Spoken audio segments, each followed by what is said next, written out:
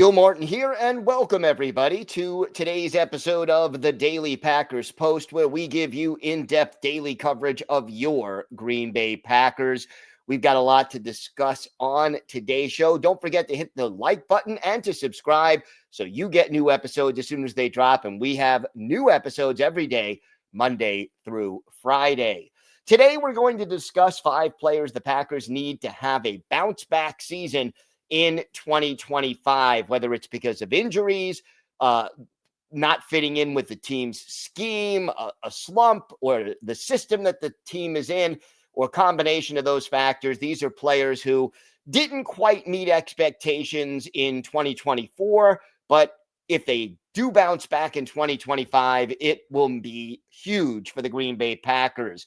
We'll start with number 5, and that's tight end Luke Musgrave. Musgrave, mostly due to injuries, really did not have a great 2024. Only played in 7 games, wasn't at full strength for all of them, made only 7 catches all year for 45 yards after catching 34 passes in 11 games before getting injured in his rookie campaign. Now, to me, I'm still waiting to have both Luke Musgrave and Tucker Kraft available and healthy on the team at the same time to see what Matt LaFleur could cook up, scheme up for those guys to make some plays, plus which we know Christian Watson is going to miss at least half of the 2025 season.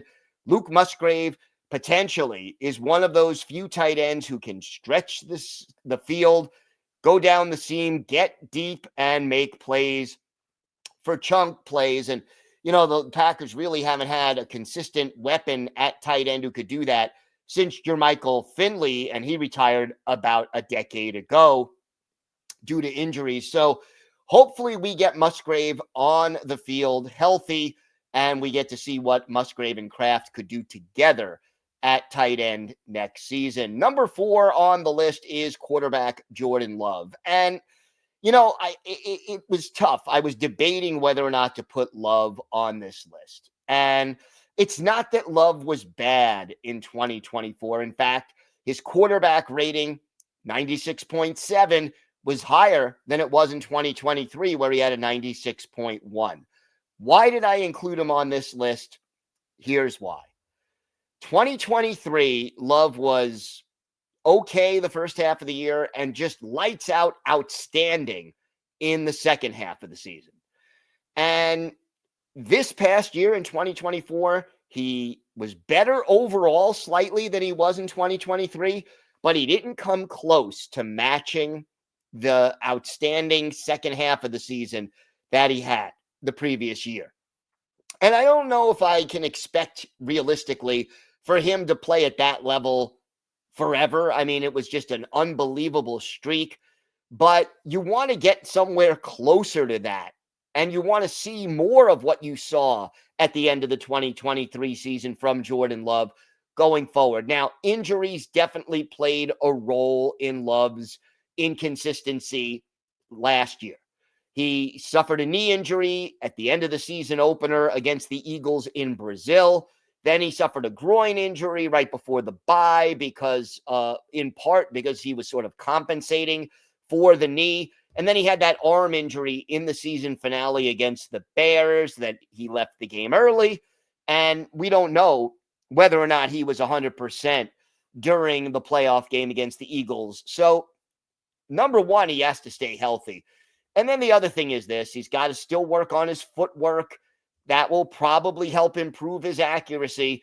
And then with Love, you want him to find that sweet spot between being too aggressive, which he kind of was early this past season, and being, too check down, too much with the check downs, where he just didn't throw deep enough. So you want to find that sweet spot where he doesn't throw a lot of interceptions, but he takes calculated risks that pay off more often than not when trying to throw the ball downfield. Obviously, if Love can come closer to the player he was in the second half of 2023, that would have a huge impact for the Packers next year. Number 3 on the list, wide receiver Jayden Reed. And Reed kind of did the opposite of Love from 2023. He was really solid the first half of 2024 and then kind of fell off the second half of the year. He was making splash plays in the first half of the season, getting downfield, running those end arounds and jet sweeps and just catching long passes and making important catches. And then in the second half, he dropped some more passes. And most of the time, when he did get the ball in the second half, it was either very short passes or even throws behind the line of scrimmage where they just weren't relying on him to get deep. So clean up the drops and get back to that productivity he had in the first 9 or so games of 2024. And look, year 3 is very often a big year for receivers. Davante Adams, Jordy Nelson, those guys kind of had breakouts at the during their third season in the NFL. I'm hoping we see something similar from Jayden Reed in 2025.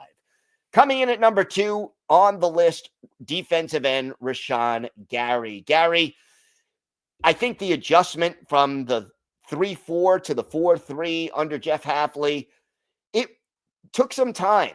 And Gary, his play against the run was much, much better in the 4-3. But as far as his pass rushing was concerned, it fell off. He went from 9 sacks to 7.5.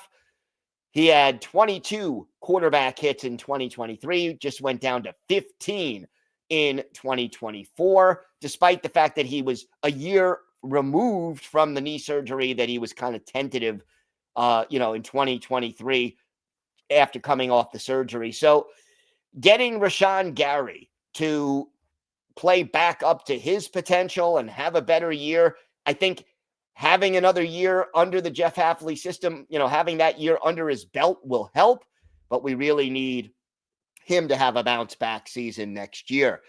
And number 1 on this list is defensive tackle Kenny Clark. I think, a lot of people were expecting Clark to thrive in Hafley's new defense, where he wouldn't be the nose tackle anymore. He would have more one-on-one. They could move him around. There'd be more guys occupying blockers at the point of attack, but it just didn't work out. He went from being a Pro Bowler with 7.5 sacks in 2023 and 9 tackles for loss and 16 quarterback hits. Well, this past year, 1 sack, only 4 tackles for loss, and 5 quarterback hits. Those numbers were just off the charts, way, way down. Went from a Pro Bowler to a, more often than not asking, did Kenny Clark play in this game? Because I don't remember seeing him make a big play. Clark has been a dominant player for large stretches of his career. And you got to hope that, he was playing through some injuries, that the adjustment to the 4-man front may have been a little bit of a process for him. You hope that it's not an age thing where he's just not slowing down, hitting the wall, and no longer going to be able to be effective. That would be a disaster. But if you can get Kenny Clark back to playing even close to where he was in 2023, boy, the Packers could get a whole lot more pressure on the quarterback, continue to be doing well against the run, and just upgrade their defensive line. You get Gary and Clark playing up to their potential. There's improvement without even adding a player. And believe me, Brian Gutekunst will add at least 1 player on the defensive line, if not multiple players, whether it's through the draft, free agency, or a trade. So that's our top 5. Feel free to comment as to who you would put on this list. There are a lot of players who could fit the bill, but those were our top 5. I'm Gil Martin. I am the editor, author, and creator of the Packers Post. Check out our articles at thepackerspost.com. Again, don't forget to hit subscribe and like the video so you never miss a future episode. Have a great day, everybody, and thanks for watching the Daily Packers Post. Go Pack Go!